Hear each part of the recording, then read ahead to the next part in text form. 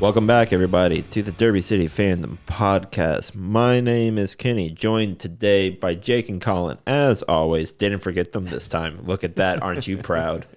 Actually, yes. Fantastic. Now, we also have Zach joining us once again for hopefully a fun episode that I know it's kind of in our realm because we do this quite often. But we're going to talk about Dungeons and Dragons and the Dungeons and Dragons Honor Among Thieves, the movie that just came out in particular. I hope I got that title right. Yep. Yeah. Okay, cool. Yeah. One question that I want to ask everybody Okay.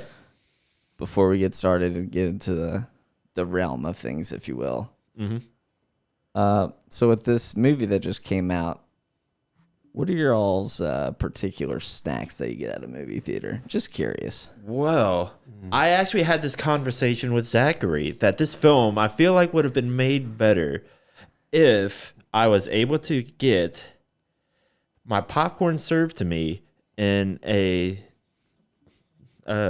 popcorn bucket, roughly the shape of a D20. Yeah, 20-sided die. I feel like that would have been a great marketing Man, opportunity. it's a shame that, they had maybe 2, I guess, at the theater or something like that sold out immediately. And we did go like a week late to go see it, but That's fair. I'm I'm not bitter, maybe salty though because popcorn. No, I'm salty. Like that is the one thing that would have made That's the movie better it's for me. kind of punny if you think about it. We're talking about popcorn. Exactly. But my snack of choice is, depending on which one I'm going to, which theater has what, it's either Bunch of Crunch or Twizzlers. Oh, okay. Got to go with snow caps, man. Oh, wow. So for me, personally, I always get a soft drink, and then I'll get my Reese's Pieces. Okay. I feel like you can't go wrong with like any candy choice as long as you go to Walgreens beforehand or your other candy dealer of choice and get cheaper candy than you will at the movie. No, yeah. You Yes, definitely get like always a full-on family you size will bag always for the have same to sneak price. in candy before. Always. It is a family tradition of mine that whenever we're going to see a family movie, we always stop. For us, it's Walgreens because it's the closest to us. But Target, wherever, and we go to the movie candy aisle. Yeah. And just get it for $1 instead of $7 or whatever the hell they're selling it for. Yeah. Right. Yeah, ridiculous. Yeah. I have a interesting. I always get popcorn, but I always get a Diet Coke. I don't drink Diet Coke any other place, any other time of my life. But for whatever reason, when I'm in a movie theater, it always has to be Diet Coke. Huh. So I get popcorn, extra butter, Diet Coke. Then I'm also on the sneak candy in bandwagon. Anybody get slushies at the theater anymore? I have, Yeah. but it's only been a handful of times. See, It doesn't really hit the spot for me. I got to be honest. No, I never like had a it's slushie. just sauce at the end. Like it's just flavored water by the end of it, and it's gross flavored water. No, it normally typically melts for me, and it's literally just flavored syrup at that point. What about nachos? You guys ever do the nachos? I That's- always feel so bad. I'm that's gonna the- make noise. No, Jake is the freaking nacho person. He always gets the freaking jalapenos too. And Oh my gosh, the jalapenos. just- No, I get the jalapenos with the popcorn now. Man, oh nachos, my god. nachos just strike me as like, too much. Like it's just a lot of noise. A lot of noise. Pretzel bites, though. Some theaters serving pretzel bites now. I'm down for that. Oh my. Although I have to have like skipped dinner or something like that to make movie on time. Sure, That's normally yeah. how it goes. No, that is your dinner, 100%. Exactly. Yeah. All right, so let's get back on subject here. I'm sorry, I just want. No, these are the important questions. These are the important this is questions what people of are our asking. I was at the movies last night, and this is Exactly. something that popped in my brain. I was like, I wonder what the other guys think of this. Yeah. Now, Colin, I actually haven't looked this up, so I'm curious on what it is. So you are my movie ratings guy. Where did this film land with the populace? I wanna hear your all's guesses. All right, Fair we'll start with Rotten Tomatoes. What is your all's guess? I'm gonna go 86. Certified fresh still. Still fresh. I think it's probably like a 75 to 80. Yeah, it was a good film. Oh, you're giving a range. I see. No, I'm sticking with 86. All right, Price is right over here. I got you. Yeah, no, this is over under bullshit. I need an exact answer from Fine, y'all. 78. All right. What about you, Jake? 82. So Rotten Tomatoes current as of today has it at 90%. Really? That's fantastic. Good for them. I love that. Now I do recall seeing later last week that it was actually around 94-96%. So it has gone down. Okay, so you're getting the latecomers that weren't gonna really see it anyways and weren't gonna like it. Okay. Yeah. All right, now with IMDb, I'm not gonna do this again, but it was a 7.6 out of 10. Okay. That's a lot of critics. Yeah, they're more critical. Yeah, they're assholes. Yeah. Yeah. They don't like fun, obviously. Nope. They are not certified fresh. And Kenny, you've seen the movie, right? Yes, I have. So no, Colin has, Zach, I know you have some. So I'm the only one that hasn't. So before we start, the first question for you all is, in full disclosure, I don't know much about Dungeons & Dragons. So I'll be more listening in this episode. But going to see this movie, could you see it as someone who's not familiar with Dungeons & Dragons and just appreciate the plot and the action? 100%. Absolutely. So you don't need to actually be a subject matter expert, or Right. you wouldn't be missing a bunch. You wouldn't not- miss a damn thing. You would not be missing anything. They like anything that is like in depth. That's like, oh, a Dungeons and Dragons person would absolutely know what a displacer beast is and what it's going to do. Like, no, they show you exactly what it does. They're very, very good at making sure that everything is like as beginner friendly as possible. yes, explained just enough for you to get it, but not over explained so that you're bored. Like, my parents saw it the day before, and I was debating whether to go see D&D or Mario at the time. And my parents saw Dungeons and Dragons, and like, they called me twice that day to be like, "You're going to see D&D, right?" And I'm like, "Probably," but I'm kind of on the fence about it. They're like, "No. You need to go see D&D." I'm like, "Okay, sure." And that was my mom as I was getting off work, just like, "Yo, you got to go see this thing." And then I had to call my dad about something later on in the night, and my dad's like, "Hey, so we saw D&D. You're going to see it, right?" And I'm like, yeah, Dad. Mom told me that it's like, okay, but you're really gonna like it. Like, it's a really good movie, and like, you're gonna get a lot out of it because you like D&D." And it's like, yeah, Dad. I know. Like, I'm still kind of on the fence, but I'm going to go see it. And then I got out of that movie, and I called my dad back. It's like, okay, you're right. Yep. Yeah, you got me. Yeah. I told Kenny the only thing that would have made it better is a popcorn bucket in the shape of a 20-sided die. Yeah, 100%. Yeah, so for full disclosure to you all, that was separate from the ticket price, a $34.99 bucket for popcorn that has a lid on it. So you could actually roll it if you wanted to. Yeah, no, it's the full like 20-sided die shape, but it just rotates the top off to be a popcorn bucket. Yeah. So, yeah. Almost immediately sold out. Oh, absolutely. So we had no hope ever whatsoever. getting one, being like a week late to the Well, movie. and it doesn't hurt that there's only one AMC theater in town, and AMC is it who was contracted AMC it, so, exclusive. yeah, sad, but Yeah. well. Those buckets, by the way, are going for like $100 on eBay. Oh, dude, looked. I'm going to wait. That market is going to crash. 100%. 100%. Well, get me back on the podcast around December, and we'll see what I found on eBay then. Hey, you're welcome anytime, man. Glad to come back then. But yeah. All right, let's dive right into it. Thoughts? Do you want to give a general synopsis for those people that haven't seen it? Spoilers, I guess. Yeah, so spoiler warnings, 3, 2, 1. Go. Wee-oo. Yes, the spoiler alarm. I'll be honest with you. I was not expecting this to actually be set in the Forgotten Realms. Oh, because okay, it is like the main line, most popular like continent / setting that Dungeons and Dragons has basically ever produced. Yeah, it's the one with the most history. The Forgotten Realms has all of their big named cities, which they name drop throughout the movie. Yes, which is what helps if you've played the games. Baldur's Gate, they name drop. Neverwinter. Neverwinter's your main spot. yeah, the that's where they are. Underdark. Yeah. They mentioned the Sword Coast a couple of times. And friend of ours, Joe, brought up that the prison that they start in is also a location from a number of different little campaign books.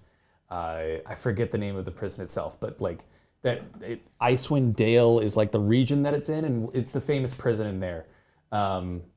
They never actually name it. The name Icewind Dale is literally just on the map as the characters are moving away from it. Yeah. But Joe is an even bigger Dungeons and Dragons nerd than I am. He is the more knowledgeable, perhaps most knowledgeable person in our friend group. He's the one that leads the podcast, I guess. That yes, shout out to the Alchemist Club, the podcast that I'm on. We're fantastic. Just use our recap episodes to get caught up. Do not put yourself through 200 almost episodes. Don't, especially the early ones where our audio's shit. Hey, that sounds we like know us. the feeling. We know the feeling. We know that feeling. We've upgraded I recently. guarantee you, because we have interruptions in our podcast where the crappy laptop that was recording us shut down and just didn't save, or the file corrupted. So Joe has to come in the middle of it and be like, "Hi everybody, DM Joe here. Just to let you know, this is what happened. We lost our audio for a little while, so I'm going to give you a recap." Editor Joe. Sorry, Editor Joe. You're right. He makes a distinction. Editor Joe here. Yeah.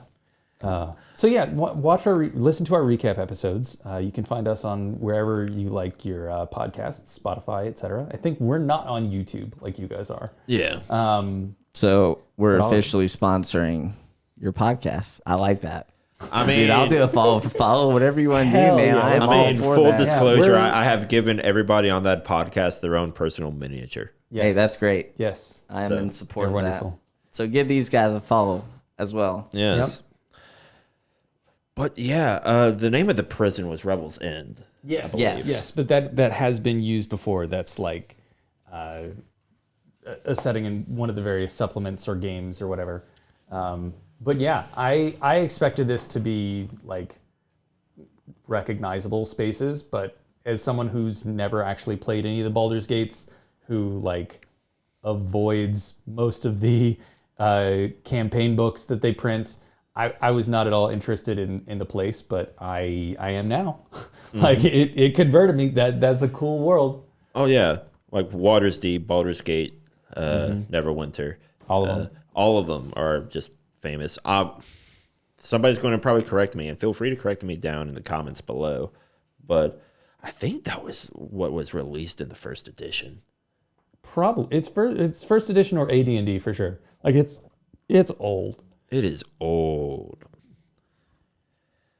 Okay. Well before our time, either alive or at least playing D&D. Yes.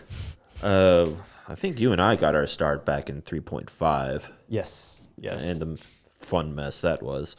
But yeah, no, the movie was fantastic. It's about a band of thieves who were betrayed by one of their number.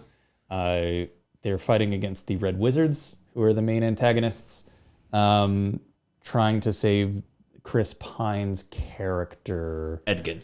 Edgin? Edgin is his name, yes. Okay. Yes. Trying to save his daughter.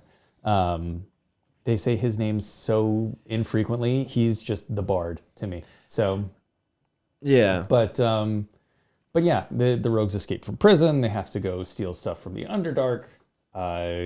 They're chased around. They do elaborate heists. Things go wrong. Honestly, like, you could not have put a Dungeons and Dragons campaign into a movie better than this. Like, this 100% feels like an actual, they played this as a campaign. Yeah. So, like, some of the lines, people don't write like this. Like, what was it? The one that stood out to me is like, oh, is he going to, like, which way is he going to turn around the rock as the guy's walking? yeah. Okay, that felt a little bit like video gamey, fourth wall break. Like that goes across audiences. But there was something else. When they revive the corpse to get information. Which time? Yes, that is absolutely, like, you can't write that. That had to happen in a campaign where somebody's like, okay, now listen, corpse, you only respond when I'm talking directly to you. Okay. And that's one of your 5 questions before it dies. Like, the first corpse, they literally just waste all of their questions, nothing at all useful. It's like, that happened. There's no think- way you can script that. I think that was probably one of my favorite parts in that Yeah. entire film. That is exactly how that spell works, by the way, Yeah, it is. Yeah. which is great. It's so good, so like faithful to the source material outside of the druid. The druid that can transform like every other second. That's not how it works in game. I am fine with that being how it works in the movie though, because that makes for such a better movie. Yeah. Yeah. Okay. But yeah, so I guess main plot line, they get betrayed. They got to try to go save the daughter. They then have to find the helmet, which leads them to the graveyard and all the fun shenanigans involved with, what constitute a question. I mean, they left the one corpse With 4 questions, with and 4 he's just questions. sitting and there. He's just sitting there chilling. Yeah. Yeah. Hello, someone asked me a question. Please. That was only 4. But yeah, they got to find the helm of disjunction to basically crack through like a particularly strong enchantment, which they name drop Mordecaidan. Yep, Mordenkainen. Yep. Yeah, Mordenkainen. Another big name, I guess, just wizard guy. Yeah, he's like He's known There- for there his are spells and his portable fortresses. yeah. There are certain spells in D&D that like keep the name of the wizard that first cast them or the person that first cast them, and Mordenkainen is a big name drop. So Yeah. And we're paraphrasing, I guess, a lot just to kind of get the general bits, because there's a lot of like little fun in betweens that I want to talk about more so. So I'm just doing a general plot overview. They eventually find a paladin that had escaped from Thrall, yeah, the Red Wizard capital. the Red Wizard capital, right as they were doing the big spell to turn everybody into a bunch of undead servants, zombies, warriors, fighters, whatever. And he is probably like the most. This character is the DM, the dungeon master, out of anything that I think I have ever seen, because there's a fight scene where he just solos the entire encounter. Yes, there is. Yeah, it's masterful. And then he's like, "Oh, by the way, they're all undead. You should still run." It's just like, And the actual encounter is them trying to flee. yeah. So that scene where he's just going off and he just takes on all those cats. One thing that popped up in mind for me was when he, that last dude that he's fighting, and he freaking just does this little move with his sword. No, it's a dagger. For me, that reminded me 100% of Fatality. And you all know what I mean when I say Fatality, right? Yes. Mortal Kombat. Yep. That was a freaking was a Mortal Kombat, like throw out or whatever. I don't know what you want to call it, but like that reminded me of Mortal Kombat 100%. Yeah. Then we get probably might be my current favorite interpretation of a dragon. Oh, That is fucked. Yeah. Fat as all hell. Thimbertrod. Thimbertrog, yes. Yes. He's actually named. Like, he's actually a character in Forgotten Realms, like, stories and stuff like that. Yes. Like, 100%. But the best use of a fat dragon you will ever see. Anybody else that tries to do it at this point is just copycatting. Yeah. That, like, so the fun escape sequence of the dragon can't really control his own weight when the ground underneath of him is falling apart. Yep. And then pretty much, he's just sliding down everywhere, like Yeah. sliding around, rolling around on his back, and If he then didn't already have a name, then everyone would just say, "This is Big Chungus." Like, yeah. 100%. and not only to fail at trying to breathe fire, just a handful of times, Rolling natural ones. That was the best part, honestly. Yeah. And he just, what's his face, just sticks his finger out of the water, and Yep. Because it's like he's still breathing whatever the fire gas is going to be. He's got no spark. He can't get it to spark. Yeah. Sounds. There's a joke there, but Yeah. I'll just let it lie. And that's one of the other fun, I think, aspects of Dungeons and Dragons that they kind of casually bring up is that the more you know about science, the more you can kind of abuse the magic systems within the universe. Not going to call out our mutual friend Waffle. Yeah, Waffle. Why? Physics guy. Literally, Give him an engineer. immovable rod, and he'll figure out how to break anything. Yes, or create a perpetual motion engine or whatever. He's gotten a lot better. I will say, having played with him for forever. Yes. At this point, he's gotten a lot better about just not trying to break everything. But if you give him too much leeway, he will absolutely. If you're asking break for everything. it, then break it. Yeah. Nothing Yeah. wrong with it, man. I encourage it. It leads to some very memorable moments. Yeah. So. But yeah, that is an aspect of the movie that for me makes it feel like they're just playing a campaign. The solutions they come up with are not like, yes, this is how this was meant to be solved. This is not like a script writer thinking of like, oh, well, here's the puzzle and here's the solution, and that's how they come up with it.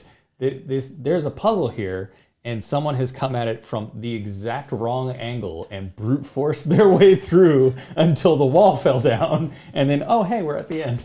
Right. Like, Yeah. that is Dungeons and Dragons, exactly. In a nutshell, it's like, how can the on-the-spot idea either murder the entire party or somehow fix the problem? Plan A, Plan B, Plan C, Plan D. Yeah. Yes. Going back to... Plan C is just Plan A. Yeah. No. Plan A is if it originally worked. Yeah. That's another great line because the in-betweens that they have as well, like just outside of like the action, is just like how a party at a table would interact with each other. Because I'm going to steal a term from the Alchemist Club, but when you can just yak as much just random nonsense in between, it eventually gets to a point where you're so sidetracked that it just somehow fixes the problem. Yeah. No, and I don't have the source for this, but I have heard that all of the main cast actually went through and played couple sessions of Dungeons and Dragons as their characters. So they weren't like acting like an actor would, they were acting like their character would play. Oh, damn. Okay, I didn't know that. Yeah, no, I forget who told me that exactly, but I've talked about this movie so many times now, they all blur together. That's fair. That's freaking awesome. And one thing that I really enjoyed, like going into the movie in the very beginning, before the movie's even played, you have the cast just sitting there in chairs. I don't know if this happened for you all, but they're like, I thought that was spiel. like a theater exclusive. Like that, I thought that was like Thanks a for coming to pre-roll. watch this in theaters. It's like, I'm sorry, I wasn't expecting to get my dick sucked while I watched this movie. Like, what is this? in one hand, that kind of shit is like cheesy, but also on the other hand, That hasn't happened in such a long time that it's refreshing. It's refreshing. That's what I'm saying, dude. And like these type of movies, that's love. That's love. Yeah, no. And I really appreciate that in the very beginning. You don't see that. Yeah. No, I totally get it. It's just completely unexpected for me. I was like, what is going on right now? It was a very awkward moment. Not for me, dude. I was like, thank you, Chris Pine, for saying that. Hugh Grant, you look good too.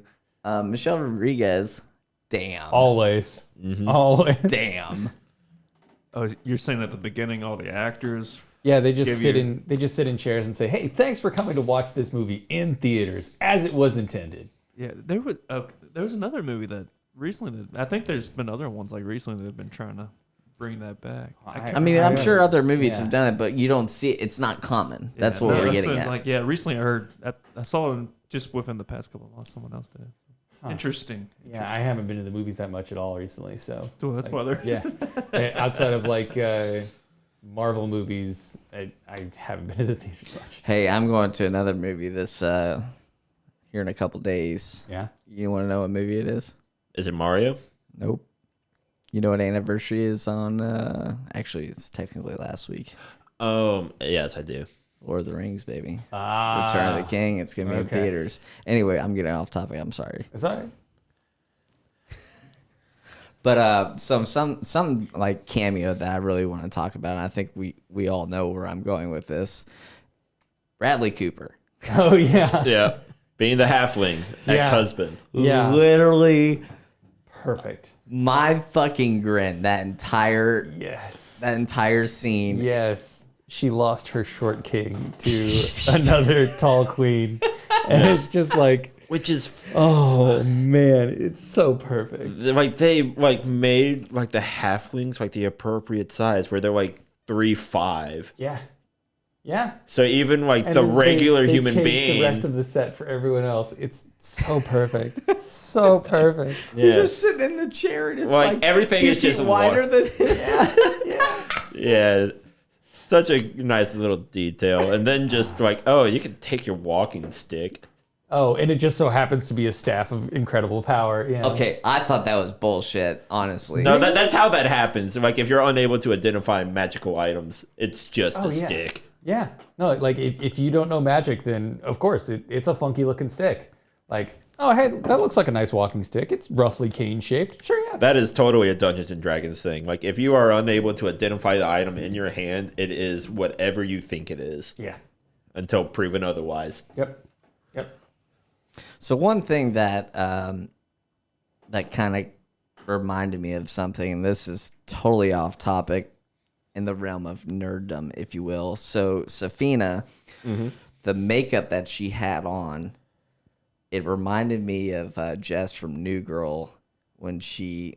Do you all watch New Girl at all? I've seen a couple episodes, but I'm not super familiar. But So not for our listeners, then, if you ever watch New Girl, there's an episode in like season 2 or something like that where Jess will dress up as the zombie of Christina Barcelona. And she straight up, if you Google that right now and you do a side-by-side comparison, very, very similar. okay. Just a random tangent that I wanted to go on. I don't know. Just saying. But go on. Carry on. Yeah. So then we get to the big confrontation after the whole dragon thing. They have the little heart-to-heart where everybody wants to quit. That was the most believable one of those I've seen in years, by the way.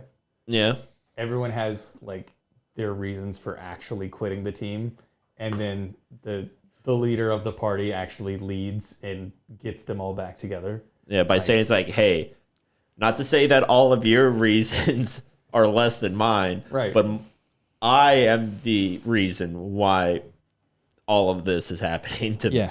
No, it's a great monologue just by itself, but like in context and like having played D&D for as long as I have, when you get to a party that is about to split up and somebody has one of those talks, it sounds just like that. It really does. It's really, really well done.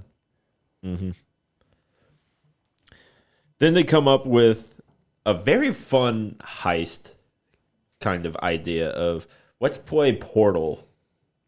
Yes. Let's just play with some portals. Yeah. And try to break into a vault full of treasure to get the MacGuffin to revive the dead wife mother character.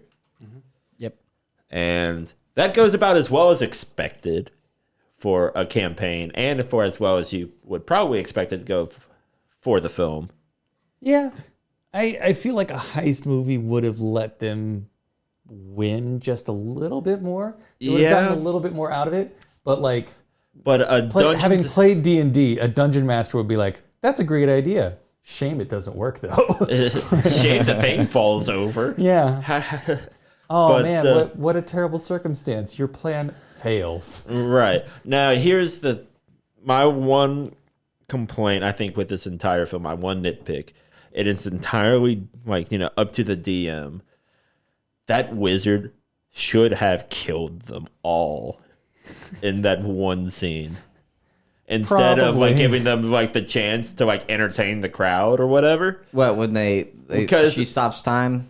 Well, it's like when they all get like captured Right. in Just kill them different instead ways. of putting them in the games. Oh, Yeah. they put him in the games. Because depending on your DM, if your DM is having none of it, he just murders the party and that's the end.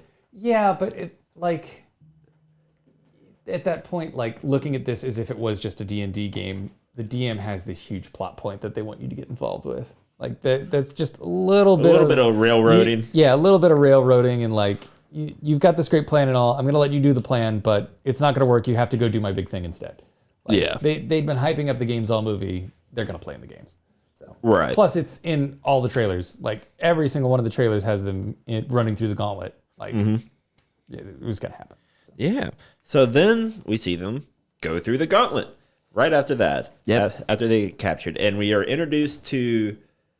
I don't want to say that they're the most like iconic monsters in Dungeons and Dragons. Oh, but all of the they iconic are monsters show up. recognizable. Yeah.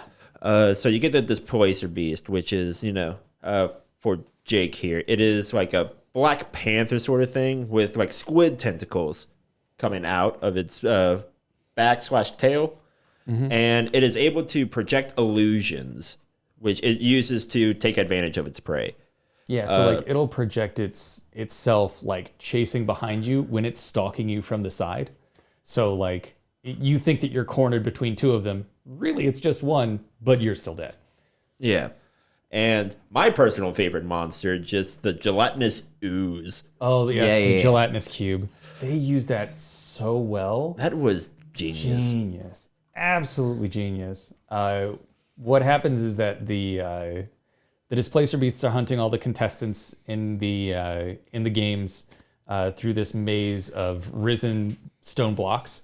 Some of the stone blocks have chests on them, some of them don't. Some of them have gelatinous ooze in the middle. So if you run into it, you get stuck and eaten away by acid. And so what happens is that they realize they need to get out of the stadium. Going to the center, you just stay in the games. You're just playing the game how they mean to.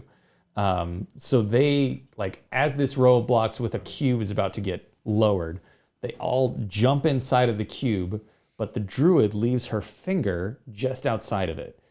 Then she transforms into a snake and slithers out the hole and then pulls everybody else out of the ooze. And it's like mind-blowingly genius. Like, it is so, so good. Yes. So one thing that also reminded me, so when Holga, right? That's Yes. her name? Hold up. So when she opens the chest, she ends up opening Oh, it. the mimic. The mimic. Right. How can I forget the And mimic? so that basically kind of starts chomping at her, essentially. So that kind of takes me back to Harry Potter when the monster book Yep. Yep. starts chomping at Harry Potter and he Yes. stands on it. So that was definitely a little nostalgia moment The for me. mimic might be one of the Oh, it's few over. Dungeons and Dragons monsters that actually just transcends itself. Like it's in everything. Yeah, no, like it is such a good idea to just have an object be Your something with a treasure mouth. chest is actually just a monster that's going to bite your hands Yeah. off and your It's- face. And It's been in so many different things. Like the mimic's the original, as far as I know, but like yeah, it's been in everything. Classic. But we get the big moment where they escape. They get all the loot. They save the daughter.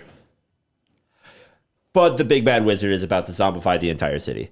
So Well, almost. almost with the sense of heroic guilt, I'm going to call it. They decide to turn around Yeah. In their boat. in their boat, strapped with enough money to do whatever the hell they want with, and they fulfill their promise to the previous paladin / DM to give all of that money back to the people. And by doing that, they use a portal Onto a hot air balloon. onto a hot air balloon, dumping all of the Yep. treasure onto. Portal at the bottom of the boat, portal on the hot air balloon that's flying above the city, and the gold just starts pouring out of the hot air balloon onto the ground, and everybody that's in the stadium watching the games is like free money, and just books it. So nobody gets zombified except for the rich muckety mucks, which who cares? They deserved it. Right. Then it's the Red Wizard versus the party, and it's this great big showdown. Yes, which I spent a lot of time thinking, like just in terms of like Dungeons and Dragons, like what level these characters are at. There's no way of telling. There's no way of telling, but it's like Time Stop is like a level like 18. Like Time Stop is hella late game. That's like a late game, like 8th level, But 9th like level. bosses are, you can encounter a boss that has a crazy high level like earlier than that. Sure, a DM discretion, of course. Well, But- in the counter spell stuff that they're talking about, it's you have to make a check if a spell is powerful enough to not just get automatically countered. So when they're in the flashback and like, oh no, I can't counter the Time Stop, he's either used all his spells, he's out of power, or he just rolled too low to be able to do it. This time he got a better roll and he's trained more, he's learned more, so yeah. it works. Which them like acting like they got time stopped and then just they didn't. That was genius. So good. That was It was genius. so That was fun. And then like we get the Hulk just smashing Loki into the ground over and over Dude, again. I swear to God, you stole the words right out of my Like, mouth. that's what I literally wrote down on my phone. Avengers. Yeah. yeah. Torg smashes Athena. Moment. Bring this up in the freaking podcast. Yeah. Well, thanks, Kenny. Thank you for that. You're welcome, buddy. But That's going to be a meme or a GIF or whatever. I'm telling you. So they defeat the wizard and all is good. The king that had been basically comatose because of wizardry shenanigans Wakes pops up. back up and awards them all medals, and they're no longer just murder hobos. They're proper heroes of the people. That's typically how campaigns end. Yep. But by the way, I have this sort of crazy theory. Okay. The flashback of where they're talking about how they got into prison and how everything got set up that is 100% just a previous campaign with the same players. Okay. But Yep. you have your party of 4. You've got Forge, Edgin, Holga, and Simon, right? Mm-hmm.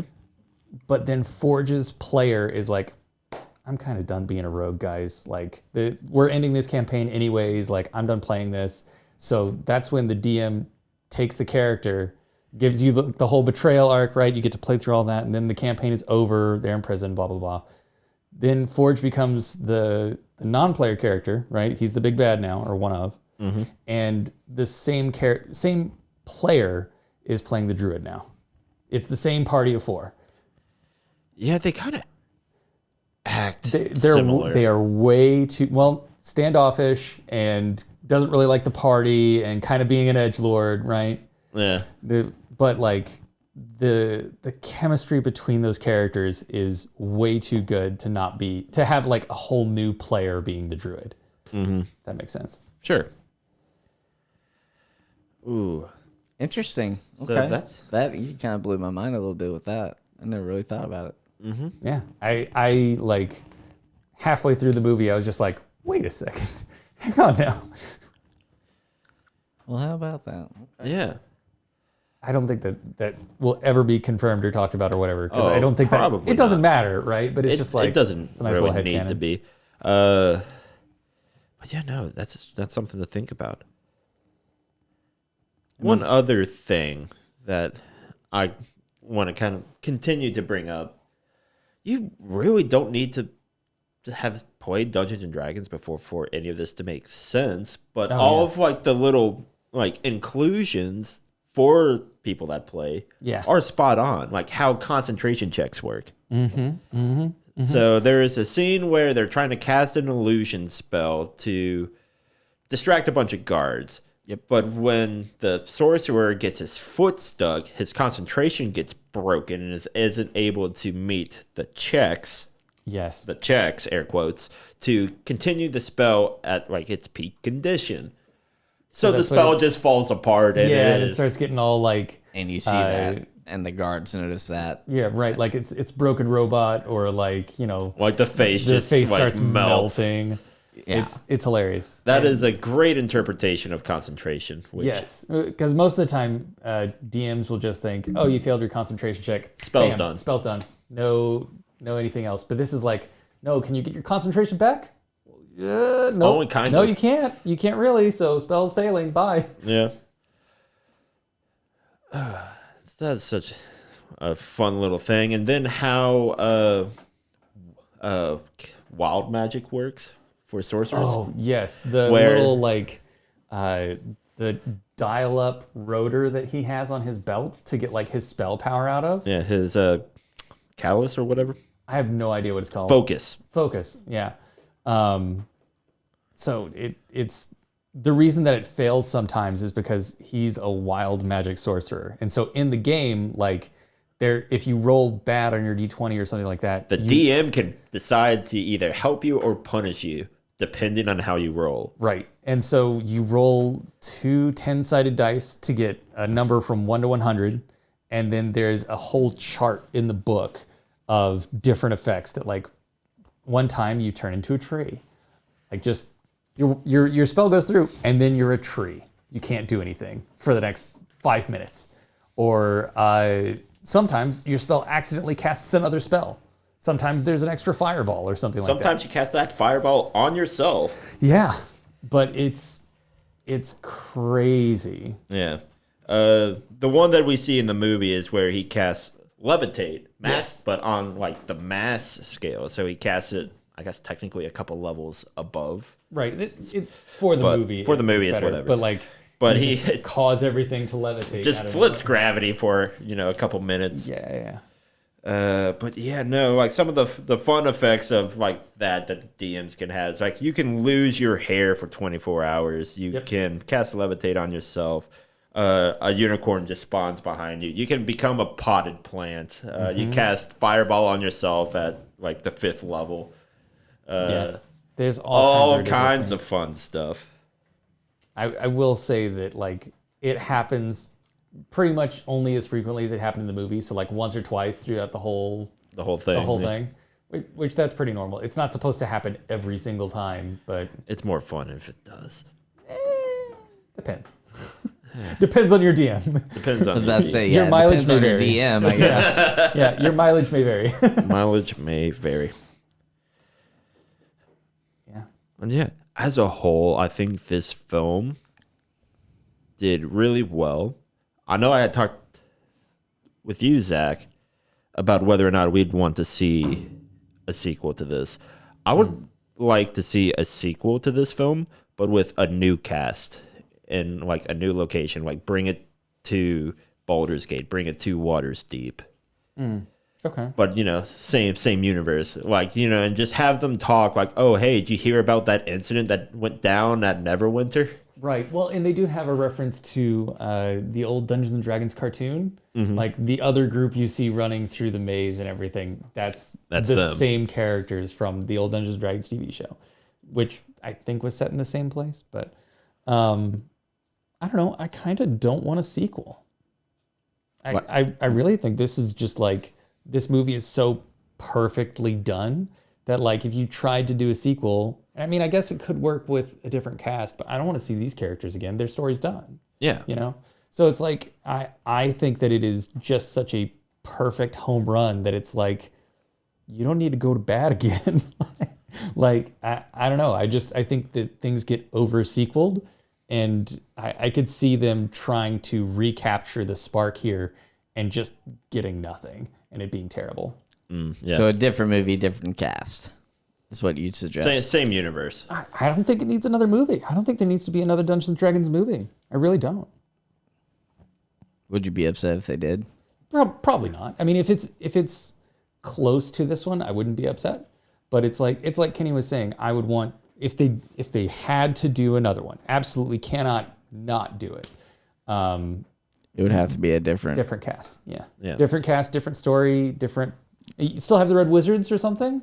Still have the same bad guys, or I don't know. Have them visit that same graveyard, and the other guy's still standing up waiting for the fifth question. That would be that would be hilarious. That'd be fun. That would be great. hilarious.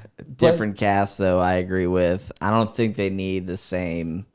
I don't think the Red Wizards. I think there needs to be a different antagonist. Yeah, That's fair. which for Forgotten Realms, I think that just leaves the Mind Flayers and the You Underdark primarily. could make anything. You could, I mean, it's Dungeons and Dragons. It can be anything. Right, yeah. But with what I remember of Forgotten Realms, it's I think the Mind Flayers in Baldur's Gate and what goes down there.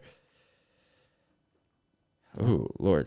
So I definitely recommend that everybody go see this film, Yes, well worth your time. regardless if you've seen Yes, or played absolutely yes. Dungeons and Dragons, whatever. Definitely go see this. Cast is phenomenal. Who's your favorite character in the film? Oh, Simon. Simon? Absolutely. Yeah. Simon probably has the best growth out of all of them.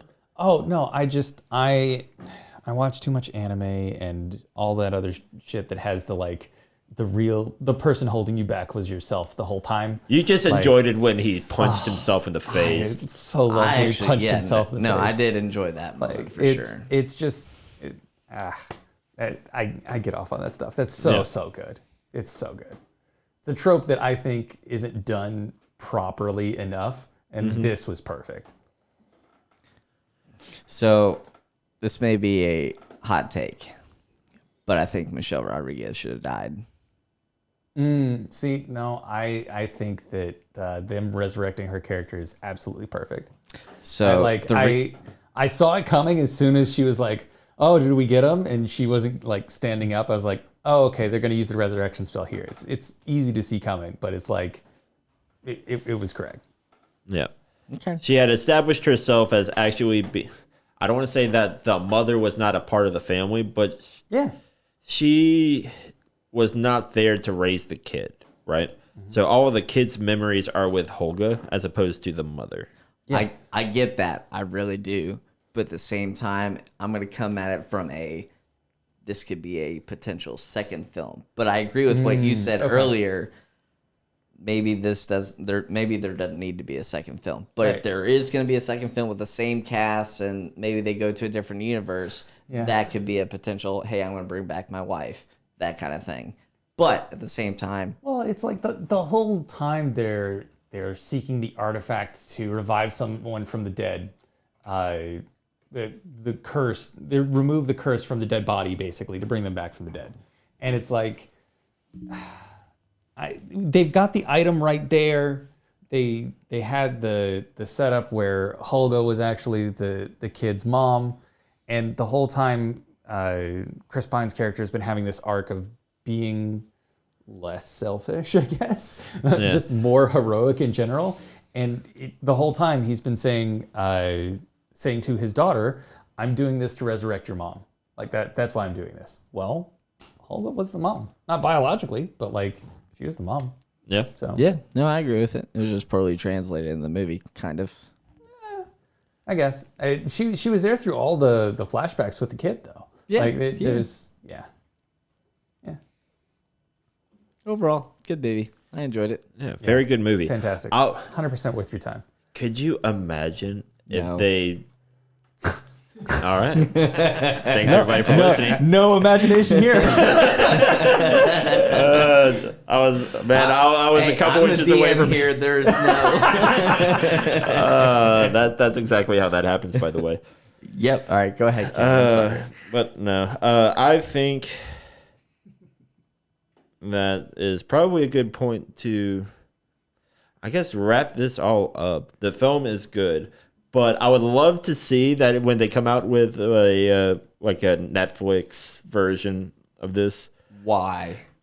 Well, like I don't say like a Netflix version, but they release it to Netflix. Okay. The movie you're saying? Yes, Right. the movie. They changed the intro where it's like, "Hey, thank you for like watching this movie in your home as intended."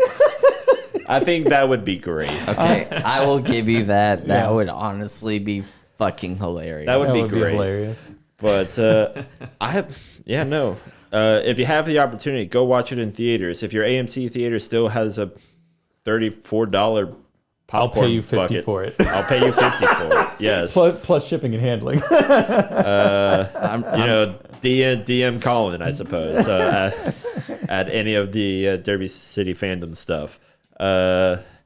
You know, at first I actually thought you were saying like Netflix needs to make a series out of this. I would 100% disagree with you there. Yeah. Netflix No. has not been doing great things with their series. So yeah, let's keep it out of their hands for the time being. Anyway, Yes. but yeah, let's wrap it up. Thank you guys for listening. Please look us up. Follow us on Instagram, social media. Look us up on our streaming services. Thank you, Zach, for joining us tonight. Always a pleasure. Always a pleasure. You are welcome anytime, sir.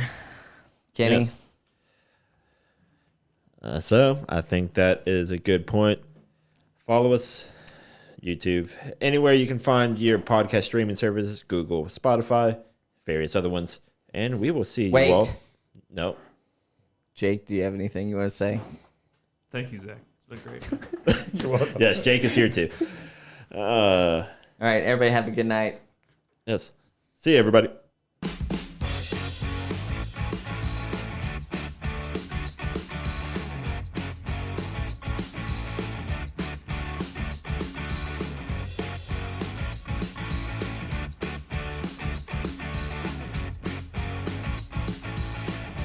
I have to do it. Sorry, Kenny.